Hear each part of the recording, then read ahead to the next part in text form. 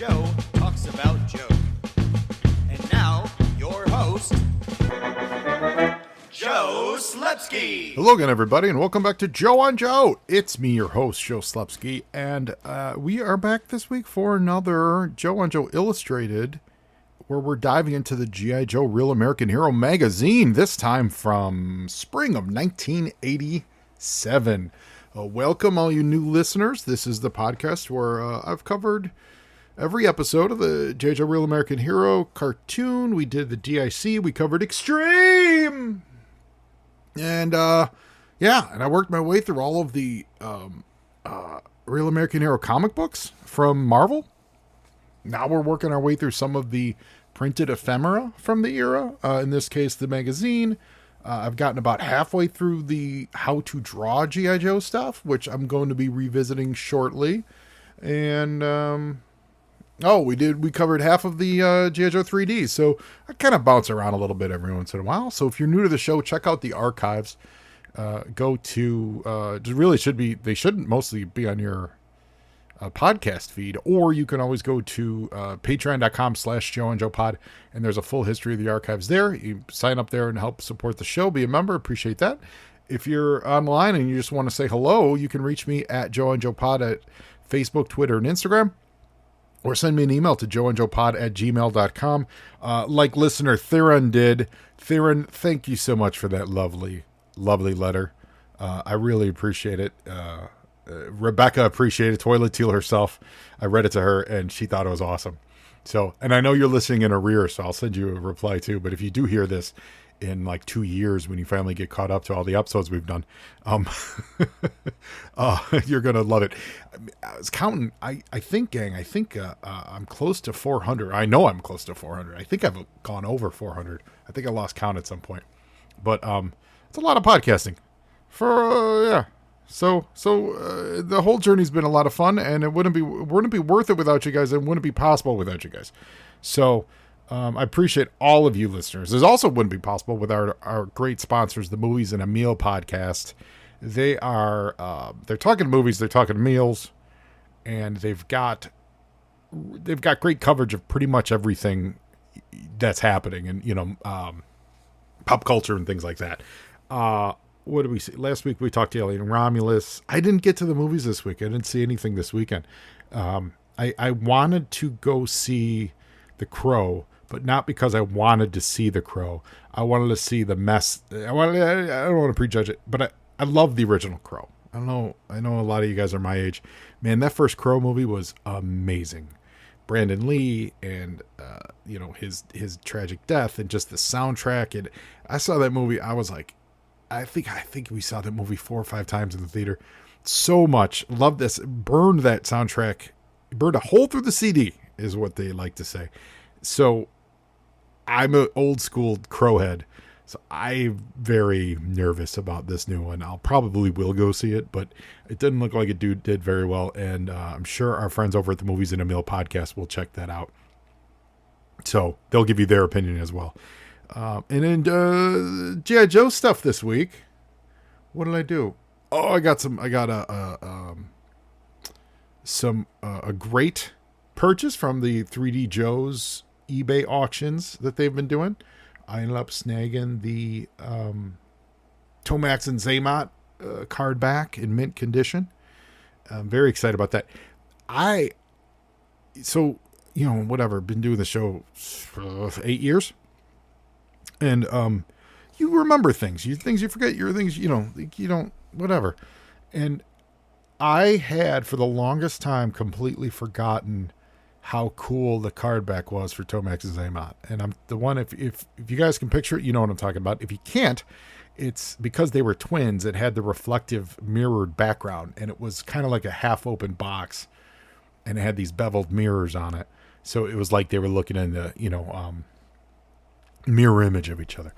And it's just a cool looking box. And man, I forgot what that looked like till maybe a couple years ago. I randomly saw just a, carded shot of like those guys mint in box, because you see them everywhere, but I hadn't thought of their box in forever. Or card back, really. and it ignited something in me. I don't know if you guys as collectors, if you're like this, but sometimes there's just something that sparks sparks joy, or whatever. But like as a collector, like you get it in your head, like if you're in a Masters of the Universe, and then all of a sudden you see some of the mini comics, you're like, man, like I really need to get all those mini comics. I haven't gotten that. So you go down that route as a collector. You know what I'm talking about. I've done this with comics a million times, and this is how I am when it comes to toys too. I don't have a super comprehensive collection, but like I'll get an idea for something. I'm like, man, I really like that. And so I've had this in my head that I really, really like them. And looking at actual carded ones, so the actual original unopened versions, those are expensive. So I'm very happy with this purchase from Carson. Got it in the mail. It looks great. I'm gonna do a little diorama thing, get a little display case. It's gonna look awesome. But yeah, that was a fun little collector thing this week. I was very pleased with that. And so also in this collector G.I. Joe experience and joy, after last week, I realized, okay, well, we're gonna do Spring '87 magazine next week, and I checked out the ones that I have, and I knew I was missing a few. And that was one I was missing. So I jumped on eBay and snapped that up. I also snapped up another later episode. And then so I realized there's only 2 left I need to get. So two of the I think it's the final 2 issues of the magazine. So we'll get through these in a few weeks. I'll most likely use 3djoes.com to give you the play-by-play of the final couple issues, because I don't know if I'll have them in hand. There was only one that I could find even listed on eBay. And it was a little more than I wanted to pay. But so it sounds like they were pretty scarce. So this issue, if you all remember it, or if you're unfamiliar with it, it's the one with the Dave Dorman painted cover of Lieutenant Falcon swinging onto a Cobra. I believe, yeah, that's the Cobra stun with Big Boa and Raptor. I mean, this whole cover, it's like just the character finds of 1987 come to life. I don't know how y'all feel about... Well, I do know how you feel about Raptor. I think the general consensus on Falcon is we like him. Obviously, his classified face was jacked up. It was one of the funnier reveals at Comic-Con during the Hasbro panel when they know they screwed up that because they made a joke about the upcoming re-release of Falcon or one of the team releases, and they joked about his face. So they know what was up with his face. But Big Boa, I'm a fan, man. I know he was originally made or designed, at least, he's supposed to be the enemy to Rocky Balboa, and then they didn't do Rocky, and so I think he kind of faded into obscurity and all that stuff. But I don't see a lot of love for him, but I also don't see a ton of hate for him. I've always dug Big Boa. I think Cobra would need a boxing instructor, boxing / physical fitness type, gym training. They totally would use one more than a Raptor, right? And for the record, I love Raptor. We saw the pictures of the classified version, or actually they had a real one at San Diego. I think that figure is going to be great. I love Raptor as he was, old school and stupid. He was like a Batman villain, joined the G.I. Joe team. Well, joined Cobra, but joined the world of G.I. Joe. So I love Big Boa, and I think the figure they did recently too was really, really good. So to see these 3 on the cover, I think it just screams 87. It screams insanity. In fact, like you could kind of go Falcon normal, Big Boa kind of getting into that abnormal. Got a little bit of a Dreadnought vibe to him. I know he's not, but a little bit of the Dreadnought vibe with the spikes and the metal helmet, a little Road Warrior-esque, and then complete lunacy with Raptor. So they're all 3 are featured on this cover. It's awesome. This is also the magazine. This is also the poster that's inside of the magazine as well. So if you get your hands on this and you want a poster of this great Dave Dorman painting, that's what this is inside. So $1.95. Can G.I. Joe's in action? G.I. Joe's in action. Can they find Cobra's bomb? Dive for undersea treasures and fantastic first flights. So, in the contents, we're treated to an image of Psych Out, another 1987 character sensation. I know He tears people apart. 87 was a tear apart people year. It was my last year, really, of collecting G.I. Joe. And I get it. It's controversial. So we've got all the features going up. We got the G.I. Joe story, which we're going to cover today. We got some stories about Lindbergh crossing the ocean, treasure hunting in Florida Keys. There's a Met. Who is that Met? Nah, it doesn't say on there. Wait, where is it? Mail call, on target, in action. It's got some more code breakers. So we get a little Lieutenant Falcon. Now, Lieutenant Falcon is the host of this month's magazine. Rustezi Man General Hawk has ordered me to brief you on this issue of G.I. Joe magazine. He's also asked me to welcome new members, some of whom are featured in the adventure story Goodbye Golden Gate. In this issue, you'll join treasure hunter Mel Fisher, who recently discovered a sunken ship with over $400 million in gold. They celebrate Charles Lindbergh. It was his 60th anniversary. That's what they were celebrating back in 87. So the 1927. Talking about movies and books that are out at the time. A Raging River adventure. Just a lot going on. They continue to have the instructions to the adults to remove the poster. Next page, we've got a Kool-Aid Coolers advertisement with a little kid named Sam. I'm going to be a pilot Hi, I'm Sam. I'm going to be a pilot someday. Flying is the only thing I want to do. It's a challenge like no other. I'm an expert at radio control planes, and I'll start flying lessons next year. I can't wait to get beyond the controls of my own plane. And after a successful mission, I always refuel with Kool-Aid Coolers juice drink. All right, Sam, you lived that life, man. I had a remote control airplane once. I was fascinated by it. That's one thing I've always been fascinated with, remote control airplanes and cars and stuff. I had a plane once. It was the kind that you hold on a string and it goes around in circles, you know. And it was gas powered. You had to rip start it, and I got it up in the air once. Didn't understand. Never had done it before, so I had no idea. And I just remember the sensation that it was going so fast, and it probably was, but it probably wasn't really. But that it was going so fast. I had no control, no idea how to control. There was no learner's permit on this thing, and my airplane went straight up in the air, and it came straight down. And the nose cone broke off. Never found that. Ended up replacing it with a nose cone that was 2 sizes too large, but never really got around to fixing it. And never flew again. And it sat in the corner of my basement, haunting me for years, for a decade, better part of a decade, like until I graduated high school, like finally got rid of it. So I had a remote control airplane that survived approximately maybe 4 seconds of flight, maybe. Rest in peace. Mail call. We've got letters here from Jason Smith out of Ransom, Kentucky. Neil Lawrence out of Shelburne, Vermont. Matthew Coleman out of Kenmore, New York. His favorite Joes are Bazooka, Beachhead Alpine, and the new member, The Fridge, represent. Benjamin LeClaire, parts unknown. Scott Dalrymple from Easton, Pennsylvania. Billy Holbrook from Cucumber, West Virginia. Cucumber, West Virginia. And his favorite character is Quick Kick because, quote, he likes karate.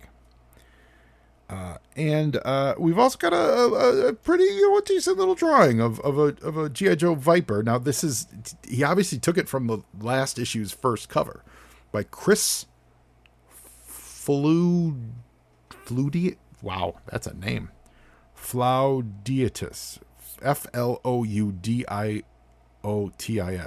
Flouditis? Fludis? He's from Evesham, Marlton, New Jersey. So, Chris, I apologize for what I just did to your name, but that's a mouthful. Anyway, he drew a Viper. Totally cribbed it from the cover from the previous issue, which we hey, that's what I'm here for. I hope you guys checked out our YouTube page. I did some of that for our Cobra Convergence episode. We covered G.I. Joe 31, and we're going to have some news on that giveaway too. And remember, shoot me an email or tag me on social or DM me or something. Let me know if you're interested. We're going to probably pull the winner this week, and I'm going to give away the cover recreation of G.I. Joe 31. So next we've got an advertisement for Battle Beasts.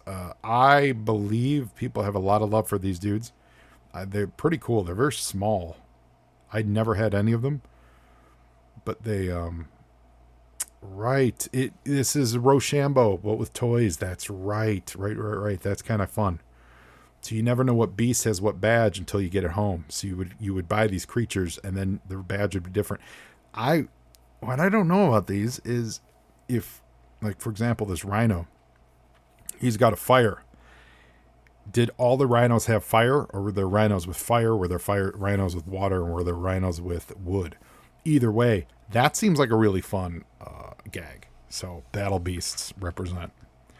We got a commercial for Outward Bound, which is advertisement rather, but which is we're seeing all these documentaries about these kids camps that were terrible to children. I wonder if Outward Bound got caught up in that.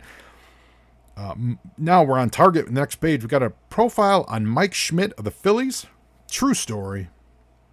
My toiletille Rebecca grew up in Dayton, Ohio, where Mike Schmidt's family is from. And I might get this a little wrong, but I believe Rebecca's mother, my mother-in-law, rest in peace, she passed, was Mike Schmidt's grandmother's nurse. If I'm getting all that details correct, if I get it a little wrong, I apologize. Yeah, and they were a big deal in Dayton, and they. So every time we see Mike Schmidt, I always say something to Rebecca, and she chuckles because Mike Schmidt, Mike Schmidt, he's talent. He was in the I watched the Pete Rose documentary recently. He was interviewed in that too. We've also gotten exciting news because there is a new movie from the star of Ferris Bueller's Day Off, a movie called Project X, which if you know anything about me, you know I love apes and I love chimpanzees. And Project X was awesome. And it taught an ape, or a chimpanzee rather, how to fly. That was great. I was here for it.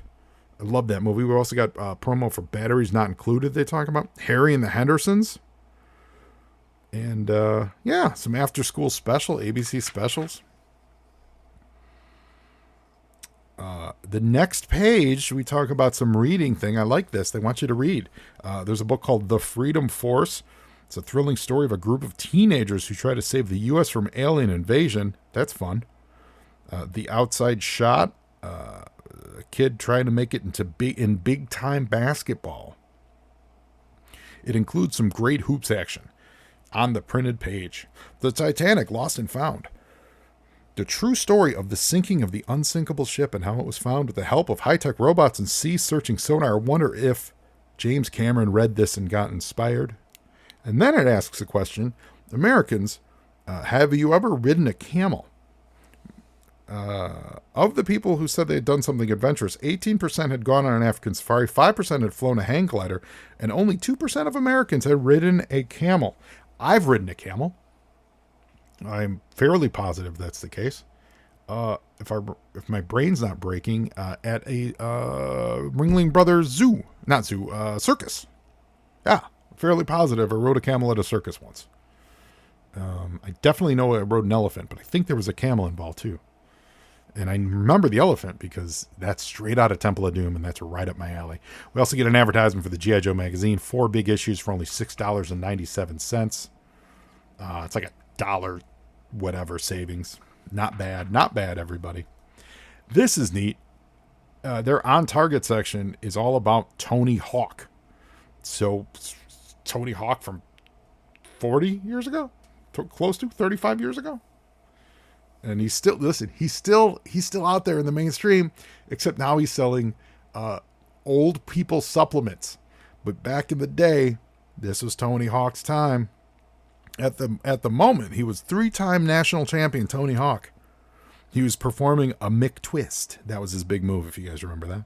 But he's, he looks, well, can't really tell, because he's in motion, but yeah, he looks very young, especially compared to the joint supplement commercials that he's doing these days. Good for him, though.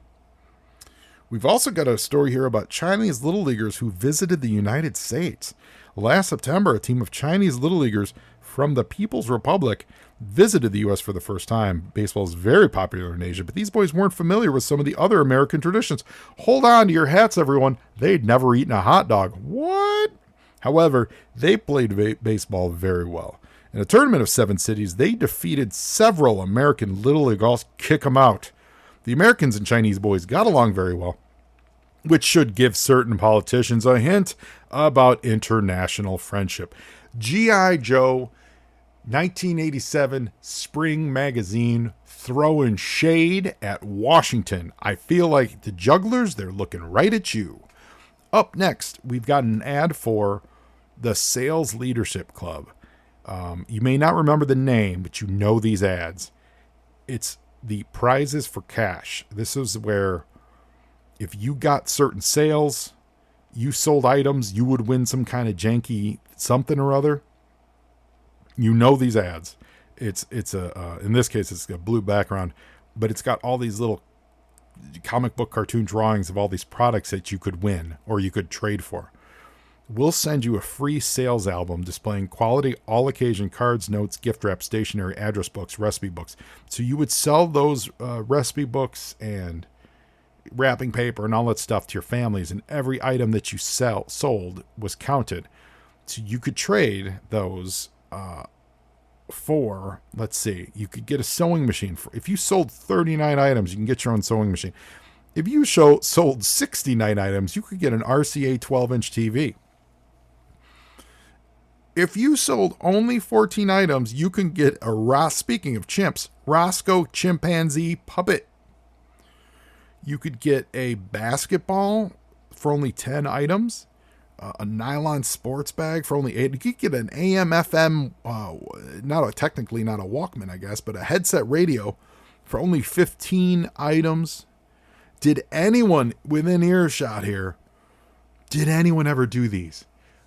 We did them for school. This is how school would work, right? So you do fundraisers, and same thing, whether you were selling pop, and I know they still do it, just popcorn, or, I do remember we used to sell wrapping paper. And if you did enough, then you could win certain prizes or trade them in at the end of this session. But I never did one through these advertisements, but these ads were all over comic books at the time. So I'm wondering if anyone out there ever did anything like this. Please let me know how that went. Because it sounds like it just always felt like a huge, huge, huge scam. But, maybe it was legit. I mean, they ran a lot of ads, so I don't know. Maybe it was legit. We've now got a 2-page advertisement on whitewater rafting. That's fun. Talking about people who, they put on some helmets, they go on down some rafts and rivers, using kayaks. We now get the G.I. Joe story at the Golden Gate Bridge. It looks like we're getting some Psych Out, some Crazy Legs, Crocmaster action, and Falcon and Chuckles. The next page, we got an ad for Pineapple, which I believe they were in the last one too. And they've got, one of the things they do are Fatheads, and I remember these. They're not Mad Balls. They're like off-brand Mad Balls. But we had some Fatheads, and maybe we got them from like carnivals or something. It says that they grow to many times their size when placed in water. I feel like we had some of these. But you remember Mad Balls, the little like baseball-looking things, but they had stupid, silly faces on it, very much like Garbage Pail Kids. Well, this is the same thing, but with shrinking heads and off-brand. So here we go. It's a 2-page spread. First across, talking about Lucky Lindy. It does not say anything about his association with the Nazi Party. I feel like G.I. Joe the magazine, you let us down. But this article is neat. It covers the history of air travel. So it talks about, like, in 1919, talking about the first dirigible to cross the Atlantic. Talking about the first balloons that crossed the Atlantic in 1978, like a hot air balloon. In the year 1001, historians believe that the Vikings were the first to sail across the Atlantic. Again, this is data as of 1987. Who knows? That could be completely wrong by now. Although I know that they still believe it was Vikings, but I don't know year-wise. That might have changed. So kids, don't take this. Don't go into your social studies class next week and be like, "Hey, I heard on Joe." You're gonna be wrong, but you can't say I heard on Joe that Lindbergh was a Nazi. Helicopters on 6:05 a.m. on May 31st, 1967, 2 Sikorsky helicopters took off from Brooklyn. And 30 hours and 46 minutes later, they landed in Paris. I had no idea that helicopters could make a transatlantic flight. That's crazy. They couldn't carry enough. They couldn't carry enough fuel. They had to refuel in air, though. Okay, that makes more sense to me. But still, they refueled in air 9 times. That would be how it would count, because I guess if they landed, it wouldn't be a complete flight. So 9 times nine times. Each helicopter had 3 pilots, and they worked on 2-hour shifts. 2 hours of piloting, 2 hours of co-piloting, and 2 hours of sleep. Awesome. And then we talk about dirigibles, and then we talk about 1927 Lindbergh. So we've got another advertisement, a lot of advertisements for other magazines in here. But that's how you pay. That's how you pay for the magazines. This is for the Big Book of Games. Now we've got a story here about treasure hunter Mel Fisher, where he found $400 million under the ocean, trapped in the skeletal remains of what were once majestic trading ships. I'm sure with absolutely stolen goods from people who didn't want to give up their gold, but he found them. And I'm certainly not blaming Mel Fisher for finding them. His most publicized find was the Nuestra Senora de Atocha, which is the Our Lady of Atocha, a Spanish treasure galleon loaded down with riches from the New World that sailed into hurricane-strength winds while heading home in 1622. The storm sank off of what is today known as the Florida Keys. So he looked for 16 years for this ship. He discovered the sister ship, the Margarita, but he also he discovered the Margarita, but he also found the mother lode, or the main body of the Atocha, scattered over 10.5 miles of ocean. A booty of 3,200 emeralds, Jesus, 150,000 silver coins, and more than 1,000 silver bars that average 85 pounds each. And still, Fisher's sons continue to search the remains, while Fisher himself is like, I got enough out of this. You guys get my scraps. I'm going to go look for something else. Well, that's crazy. Guys from Glen Park, Indiana. Wow, that's yeah. I feel like the era of this is almost like that was it. That was the meat. 80s were like the meat era of randos finding sunken treasures. I feel like a lot of that is now either done by professionals, like corporations, kind of a thing, or they've just found everything. We've now got our code breakers. It says, when a mine collapsed in the high Andes, the Peruvian government called on the G.I. Joes to rescue the trapped miners. Tunnel Rat led the way on his rescue mission, commanding 10 other Joes. So you got to fit the names of the rescue workers into the grid below. There's only one right place for each Joe. So we're not going to cover the results here because it doesn't make any sense. This is an audio podcast. But basically, it's a fun little puzzle. Now, the next page is awesome. It's something very much like how I talked about the Tomax Zaymot card back tickled a memory. This tickled something I wasn't aware of. And it's one of the things that I loved about this hobby, this podcast, this whatever, is finding new stuff about the history of G.I. Joe, or what have you. I had no idea, or if I did, I totally forgot that they did official G.I. Joe battle ribbons. You can wear the same battle ribbons worn by the Joe team. You get a free battle ribbon inside every specially marked G.I. Joe package. I had stopped collecting at this time. So if I had any of these, I have no recollection of it. Plus, you get the official G.I. Joe decorations manual featuring all 10 battle ribbons and the honors they represent. Each ribbon is exactly like the one Hawk awards to the Joe team. Wear the ribbon, Battle of Springfield, Hindu Kush, Medal of Honor. And, I mean, that's awesome. And there's also an ad to join the G.I. Joe ribbon. So, like, they've got the Medal of Honor, the G.I. Joe Medal of Honor, the G.I. Joe Distinguished Service Medal, the Cobra Island Campaign Medal, which is, like, my brain explodes how awesome that would be, the Battle of Springfield Medal, the Strategic Air Command Medal, which actually looks pretty sweet. It's got a Zot-style lightning bolt across the front. The Sierra Gordo campaign medal, like this Sierra Gordo, they did medals for Sierra Gordo. The Battle of Fort Wadsworth medals, I mean, all this stuff straight out of the comics. The Hindu Kush mountain campaign, I don't remember what the Hindu Kush campaign would have been, but it sounds awesome. The Space Command medal obviously ties in with the space shuttle, the Joe's space adventures. The only thing I can think of is Devastator. That's not it. Defiant.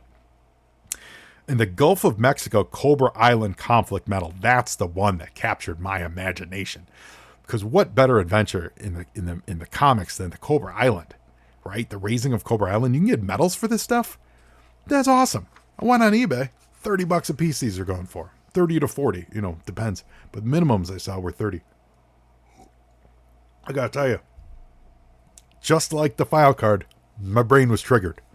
So heads up, true believers, if you're out there and you've got your ribbons you want to sell, send me the link. So we finally end it with some secret intelligence files on basketball and a Muppet Magazine advertisement. And then we've got a page on being a smoke jumper, which is firefighter in the forest. So that's pretty neat. Talking about fire lines and how to put out, fires in the forest. That's kind of neat. And then we have another ad here for the prizes for cash. It was Olympic. That was the name of the company. I missed that on the other one. But Olympic, prizes or cash. Another one of the sell a bunch of items. Is it the same? Wait a minute. Is it the same? Or is it? Did we have two competing sell a bunch of items ads in here? Why do I think that's different? I'm gonna go back in real time, everybody. We're going to go back and double check this. They look very similar because they were essentially the same thing. Sales Leadership Club and Olympic was called Olympic. They're different. They were different. Okay, I remembered the Olympic one because that was the one with the superhero logo. But they're totally different. And Olympic had the young lady with like the earpiece on and a little weird crown. Said, ask for Janet. She or another Captain O operator, is waiting to rush your name and address and zip code to us. Blah, blah, blah. Totally the same scam. Same products. You can get a 2-man boat kit for 20 items. Same kind of stuff, but a different competing company. And they're even using the same color schemes. That's why I'm confused here, because it's blue background, yellow fonts. Wow, that's cool. That's funny. You can get CBS records or tapes for 8 items. Looks like you can get Thriller. And is that a Van Halen album? Nope. Earth, Wind, and Fire. That's exciting. Anyway, so yeah, they're really trying to squeeze the rent out of you guys. So that's it for GI. That's the body of Spring '87. We're gonna go back and read the story now, but that's exciting. It's a fun little magazine. I'm gonna say this. So as we're working our way through this stuff, it's very G.I. Joe themed, but it's not very G.I. Joe, and I think maybe that's why it never really,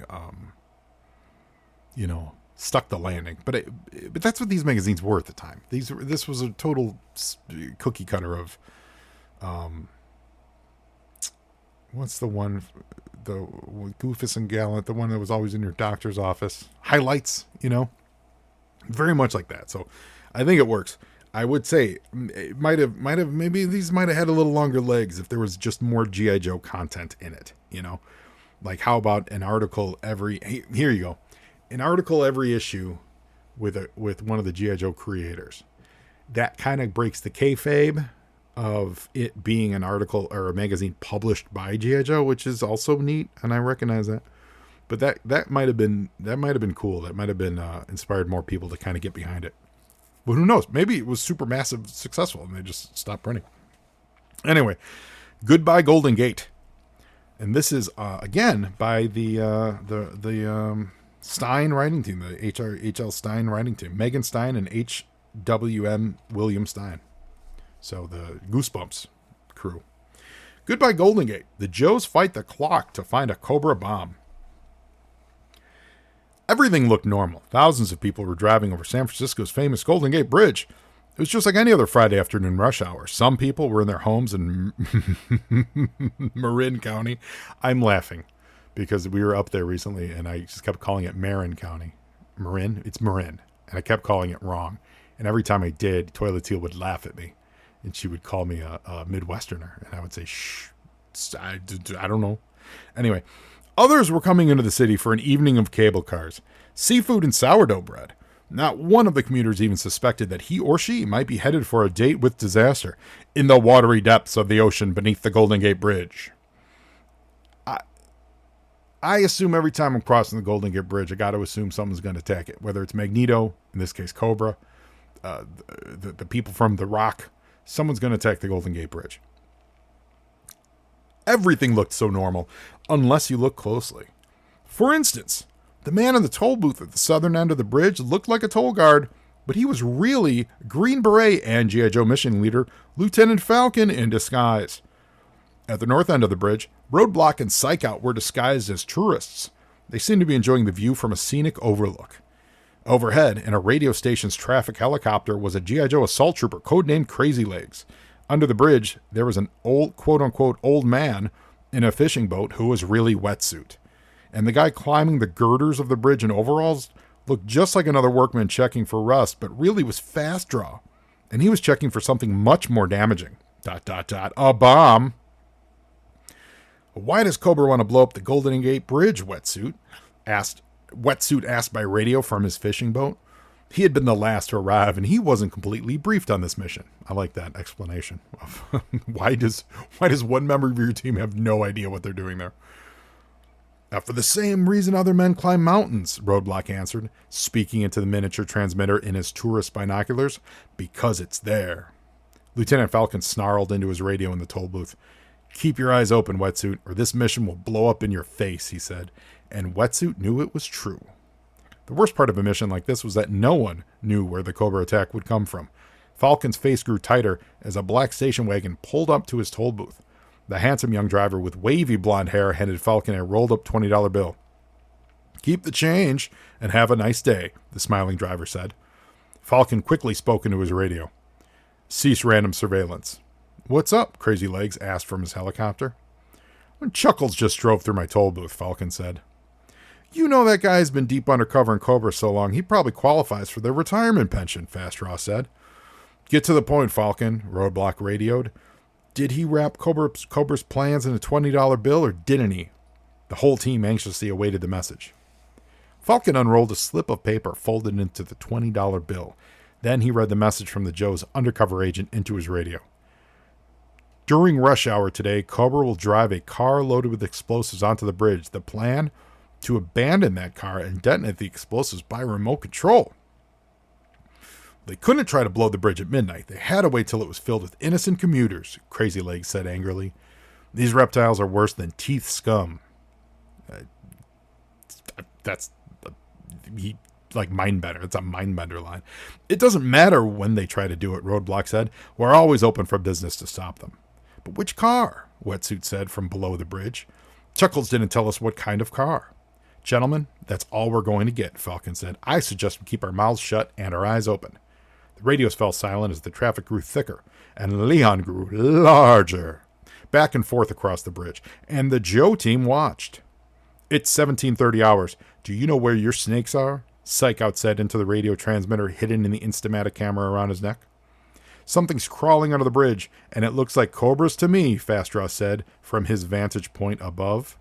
Crazy Legs was airborne in seconds, parachuting out of the traffic copter with gun cocked and already warm in his hands. I see it, but I don't believe it, Crazy Legs said. At the base of the bridge pilings, there's a man dumping crocodiles into the water, and they're headed straight for Wetsuit. It's Crocmaster, Falcon shouted. Turn that cobra skin reptile into a handbag. Okay, Crocmaster, let's see if you can follow my tempo for a variation on your main theme of destructions, Crazy Leg said. Crazy Legs spoke in musical terms, but his machine gun made music in a totally different way. The gun battle beneath the bridge went unnoticed on top, drowned out by the wind and the traffic noise. That's awesome. There was nothing that... So they didn't... So, wait. Let's unpack this. No one on the bridge noticed a parachuting man out of a helicopter firing... did they say what kind of gun? An Uzi? Basically, a warm... His gun. A warm gun shooting. And also, Crocmaster's crocodiles. Are crocodiles... Aren't they freshwater? What would they be like?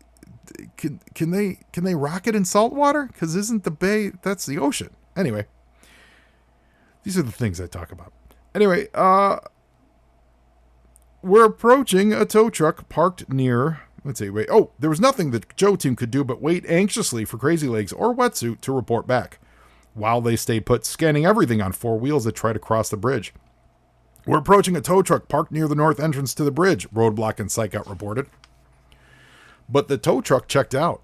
It had a permit to park there every day, waiting to assist stalled cars on the bridge.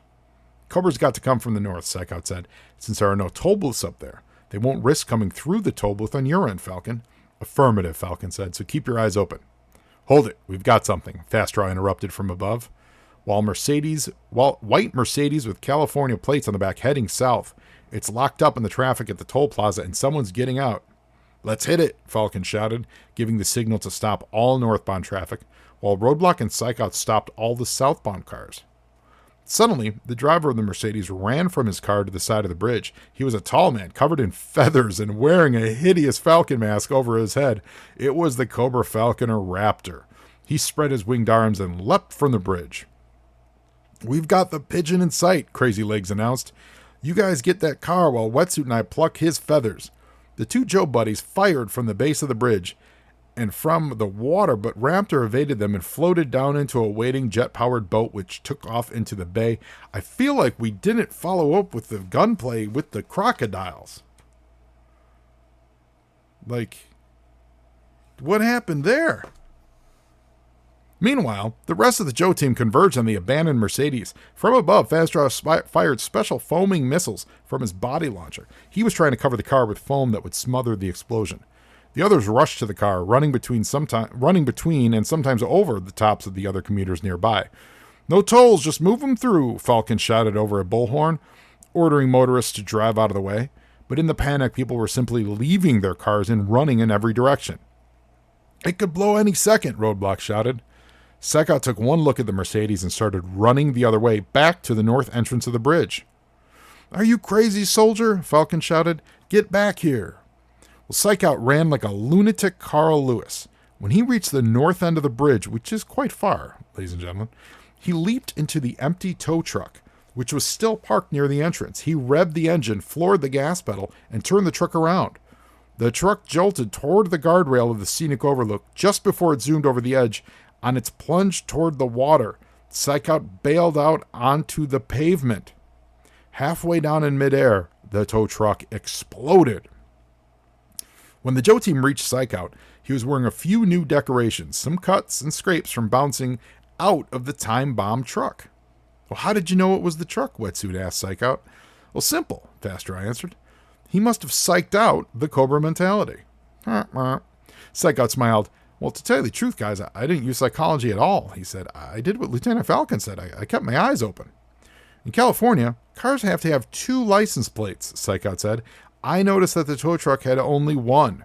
At first glance, I figured that the other plate had just fallen off. Then I saw the plate on the back of the Mercedes. It was number 400 MEL. Well, that's the same plate That was on the truck, Roadblock said. Right, Psychout said. Cobra stole one set of plates from some car. They used one plate on the truck, the other on the Mercedes. When I saw that the plate numbers were the same, I realized the truck was a Cobra vehicle too. The Mercedes was a decoy. Cobra wanted us to find it. There's still one piece of the puzzle missing, Lieutenant Falcon said. Where's Chuckles? He was supposed to rendezvous with us after the mission. Lieutenant Falcon, said Psychout, having read Chuckles' personality files, I think I can predict his whereabouts. The Psychout led them to San Francisco's Candlestick Park, where the Giants were playing the Houston Astros. But after watching 9 innings, the Joe team concluded that Chuckles was not at the game. So they returned to base, where they found Chuckles. He had been at the opera. Hey, I thought you were good at this mental second-guessing thing, Lieutenant Falcon said to Psychout. Well, I am, Psychout said. If I had told you that Chuckles was at the opera, would you have still let us go to Candlestick Park? He asked. And everybody laughed. The man hadn't earned his name for nothing. There's a lot to like there. I like the Psychout stuff. That's fun. The same license plate gag is fun. Although, once again, Cobra's plans are getting stymied because they're cheap. You just got to steal 2 sets of plates. Come on. Also, Psychout, how did you know which one was the decoy? Because, yeah, I guess showing the guy jump out of the car, or it was Raptor, jump out of the car. No one jumped. Like, who got out of the tow truck? You know what I'm saying? How do you know which one was which? Maybe they both were. That's the thing. Cobra should have planned ahead. They both should have been blobs. 2, 3, or 4, wherever point we're on right now. Crocodiles. What's up? What happened to Crocmaster? He was under that bridge. Did Crazy Legs kill Crocmaster? Or did the crocodiles get into the salt water and they died themselves because Crocmaster didn't realize they couldn't handle salt water? I don't know the answer to that. But it was a fun, enjoyable short story, and I hope everyone enjoyed it, and I hope you all enjoyed this episode of Joe on Joe Illustrated. I'll be here and back next week for who knows what I'll decide to do. Probably another episode of the magazine, but you never know. So I appreciate all of you for listening very, very much. And now you, Joe, and Joeing is half the battle.